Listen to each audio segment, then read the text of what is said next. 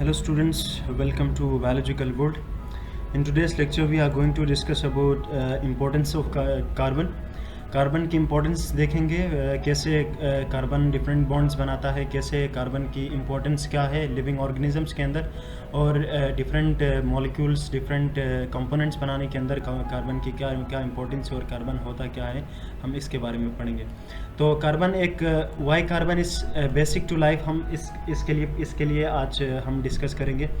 तो सबसे पहले हमें इसको समझने के लिए सबसे फर्स्ट चीज़ जो हमें जानने की ज़रूरत है वो क्या है, stable bonds with many elements including itself. ये जो कार्बन एलिमेंट है ना, कार्बन एलिमेंट ये क्या करता है, एक स्टेबिलिटी इसमें मौजूद है। क्यों? बिकॉज ये एक मतलब इसके वैलेंस शेल में 4 इलेक्ट्रॉन्स होते हैं, 1 2 3 और 4। ये इसकी कैपेबिलिटी है कि मतलब ये स्टेबिलिटी, कोई भी एलिमेंट तब तक स्टेबल नहीं होता जब तक उसके मतलब पूरे एलिमेंट्स उसके पूरे जो शेयरिंग में इलेक्ट्रॉन्स होते हैं वो दूसरे के साथ पेयर ना बनाए और बॉन्ड ना बनाए। तो कार्बन की ये कैपेबिलिटी है, ये क्या करता है, दूसरे 4 डिफरेंट मॉलिक्यूल्स के साथ बॉन्ड बना के खुद को एक स्टेबल एलिमेंट बनाता है। तो this properties allows carbon to form huge variety of large complex molecules.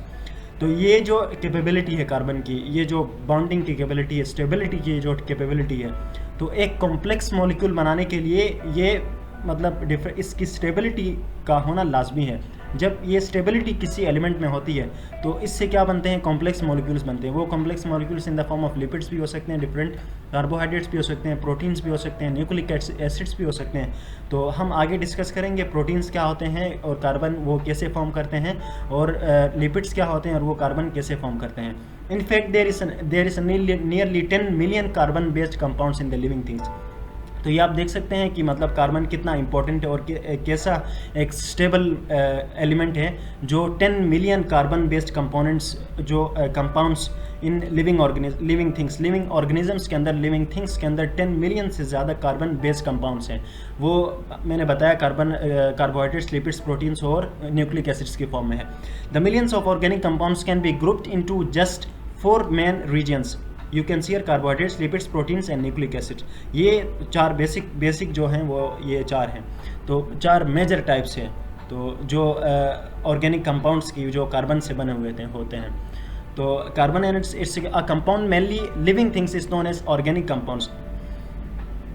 जो वो कंपाउंड्स जो लिविंग थिंग्स के अंदर होते हैं, जिसमें कार्बन प्रेजेंट होता है, वो लिविंग कंपोनेंट्स जो इंसान के बॉडी के अंदर प्रेजेंट होते हैं विद कार्बन, तो हम उसको क्या कहते हैं, ऑर्गेनिक कंपाउंड्स होते हैं, जिसमें हाइड्रोजन भी होता है बेसिकली और कार्बन भी होता है। तो ये आप देख सकते हैं ऑर्गेनिक कंपाउंड्स को प्रॉपर्ली मैंने यहाँ पे डिस्कस किया है। Make up the cells and other structure of the organism. ये क्या करते हैं, आपके सेल को बनाते हैं और पूरे डिफरेंट स्ट्रक्चर्स ऑर्गेनिज्म के बनाते हैं, and carry out life processes, और डिफरेंट लाइफ प्रोसेसेस को ये कैरी ऑन करते हैं। Carbon is a main element in organic compounds. Organic compounds में कार्बन एक मेन एलिमेंट है। क्यों? Because it's a stable compound. I have discussed in a previous lecture. It's a stable compound. So carbon is essential to life on Earth, because so that's why it's essential for living things.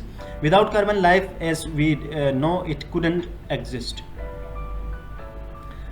In this slide, I have mentioned different kinds of carbohydrates. The compounds, examples, elements, function. Moreover, you can see here carbohydrates, sugar, ये lipids, proteins and nucleic acids.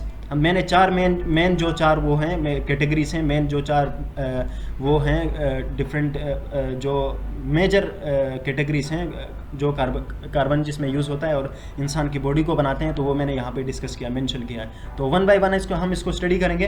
तो carbohydrates में basically क्या होते हैं, carbohydrates जो आपके sugar, starch वगैरह होते हैं, तो ये एग्जाम्पल है कार्बोहाइड्रेट के। तो ये किस में आते हैं, तो ये कार्बोहाइड्रेट में आते हैं। एलिमेंट्स, तो इनके अंदर एलिमेंट्स कौन कौन से होते हैं, कार्बन, हाइड्रोजन, ऑक्सीजन। मेनली जो तमाम शुगर और स्टार्चेस बने होते हैं वो किस चीज़ के बने होते हैं, कार्बन। ये आप देख सकते हैं, because the stability of carbon is too good, so that's why it's a stable compound. और हाइड्रोजन भी इसके साथ हैं, ऑक्सीजन भी इसके साथ हैं।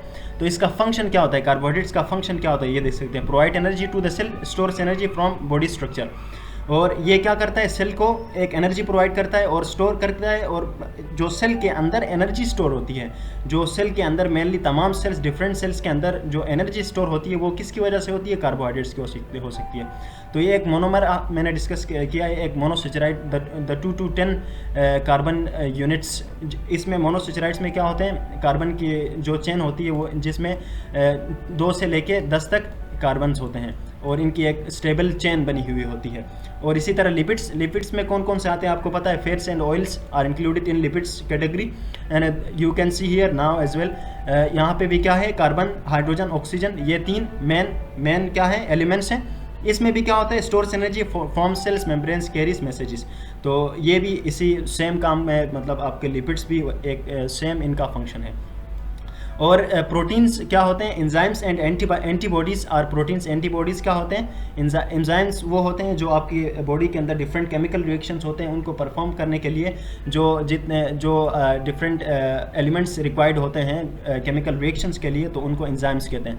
तो एंटीबॉडीज़ क्या होते हैं, एंटीबॉडीज़ ऐसे आपके पास बॉडीज़ होते हैं, ऐसे मतलब सेल्स होते हैं जो क्या करते हैं, जो फॉरिजन पार्टिकल्स होते हैं उनके अगेंस्ट में लड़ने की एक कैपेबिलिटी रखते हैं, उनको क्या करते हैं, एंटीबॉडीज़ कहते हैं।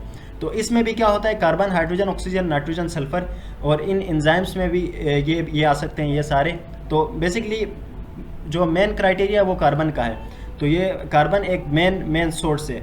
Help cells keep their shape max. तो ये क्या करता है, सेल की शेप बनाता है, अप मसल्स स्पीड अप। जब सेल्स बने होते हैं तो डिफरेंट फाइबर्स बनेंगे, फिर डिफरेंट मसल्स बनेंगे। Speeds of the chemical reaction, ये एंजाइम्स का बताया। एंजाइम क्या करता है, we speed up chemical reaction, carries message and materials. ये क्या करते हैं, डिफरेंट मैसेज को कैरी करते हैं फ्रॉम एक जगह से दूसरी जगह तक कैरी कर सकते हैं। तो वो ये जो डिफरेंट एंजाइम्स वो होते हैं वो क्या करते हैं, स्पीड अप करते हैं आपके केमिकल रिएक्शन को। अब न्यूक्लिक एसिड क्या होते हैं, ये देखेंगे हम। न्यूक्लिक एसिड जिसमें आप देख सकते हैं डीएनए एंड आरएनए, ये बहुत इंपॉर्टेंट है। तो इसको समझने के लिए बहुत इंपॉर्टेंट है न्यूक्लिक एसिड को। इसमें आप देख सकते हैं न्यूक्लिक एसिड्स में भी कौन कौन से होते हैं, carbon, hydrogen, oxygen, nitrogen, phosphorus. तो ये भी क्या है, एक स्टेबल कंपाउंड कार्बन है। मेन जो कंपाउंड है वो कार्बन है, और इसके इर्द गिर्द ये हाइड्रोजन लगे होते हैं, ऑक्सीजन, नाइट्रोजन, फास्फोरस। आगे मैं एक दूसरी स्लाइड है उसमें मैं सब कुछ detail way I will explain it. Contains instruction for proteins. इसमें क्या होते हैं, न्यूक्लिक एसिड डीएनए आरएनए में जो डिफरेंट इंस्ट्रक्शंस होते हैं प्रोटीन्स बनाने के लिए। तो आपके क्रोमोसोम्स और आपके जो रफ इंडोप्लाज्मिक रेटिकुलम के ऊपर क्या बनते हैं, प्रोटीन्स बनते हैं। तो जो आपके इंस्ट्रक्शंस हैं, जितने भी जीन्स के ऊपर इंस्ट्रक्शंस हैं, तो वो बेसिकली क्या हैं, वो प्रोटीन्स बनाने के passes instructions from parents nucleotides to offspring help make proteins. तो ये इंस्ट्रक्शंस पेरेंट्स से, फिर nucleotides nucleotides to offspring, parents nucleotides से वो ऑफस्प्रिंग में कन्वर्ट होते हैं और क्या बनाते हैं, एक मतलब प्रोटीन्स वगैरह भी बनाते हैं। तो some examples I have mention here. तो वन बाय वन हम डिस्कस करेंगे। कार्बोहाइड्रेट्स में बेसिकली हमने पीछे भी डिस्कस किया था, starch and like you can see here it's a glucose molecule. तो आप कार्बन की मैं स्टेबिलिटी को एक्सप्लेन करूंगा, यहाँ पे कैसे स्टेबल है कार्बन। तो ये आप देख सकते हैं, ये जो मैं आपको पॉइंट कर रहा हूँ, this one is like the carbon.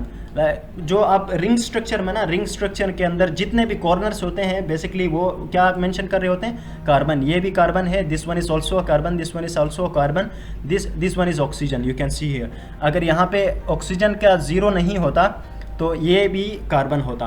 तो आप देख सकते हैं ये वाला कार्बन इसके साथ भी बॉन्ड बना होता है, इसके साथ सी के साथ भी बॉन्ड बना रहा होता है, इसके साथ भी। तो ये इसकी वैलेंसी क्या होती है, कंप्लीट होती है। इसकी वजह से इसकी वैलेंसी क्या होती है, कंप्लीट होती है। 1 bond, 2 bond, 3 bond and 4 bonds. ये क्या बनाता है, 1 2 3 4 बॉन्ड्स। 4 बॉन्ड्स बने तो फिर इसकी वैलेंसी क्या होगी, कंप्लीट हो गई। So you can C carbon is stable compound. Okay, अब देख सकते हैं यहाँ पे कार्बोहाइड्रेट्स बनाने के लिए भी इंपॉर्टेंट है। यहाँ पे क्या होता है, स्टार्च इससे किस चीज़ से, किसकी कॉम्बिनेशन से बना, बेसिकली रिंग स्ट्रक्चर भी एक कार्बन की वजह से ही बनता है। डिफरेंट दूसरे एलिमेंट्स भी रिंग स्ट्रक्चर बनाते हैं, लेकिन कार्बन इज इंपॉर्टेंट। तो प्रोटीन आप देख सकते हैं, it is the primary structure of the protein, जिसमें एक स्ट्रेट चेन आपको नज़र आती है, तो ये भी कार्बन है। देखो प्राइमरी प्रोटीन्स बनाने के लिए भी ये बहुत इंपॉर्टेंट है। तो कार्बन ये इसके साथ भी, इसके साथ भी, इसके साथ भी, नाइट्रोजन के साथ, सी के साथ और आर सी ये आप एक मैं दूसरी चीज़ आपको बताना चाहूँगा। ये सी आप देख सकते हैं, इसमें क्या होता है कि ये कैपेबिलिटी रखता है अपने जैसे दूसरे उसके साथ भी, कार्बन के साथ भी ये बाउंड बनाए। तो ये देख सकते हैं आपके कार्बन कार्बन कार्बन नाइट्रोजन, फिर इसके साथ नाइट्रोजन हाइड्रोजन, फिर ये देख सकते हैं पूरी चेन ये अपनी स्टेबिलिटी को मेंटेन रखता है। तो so this was all about the proteins.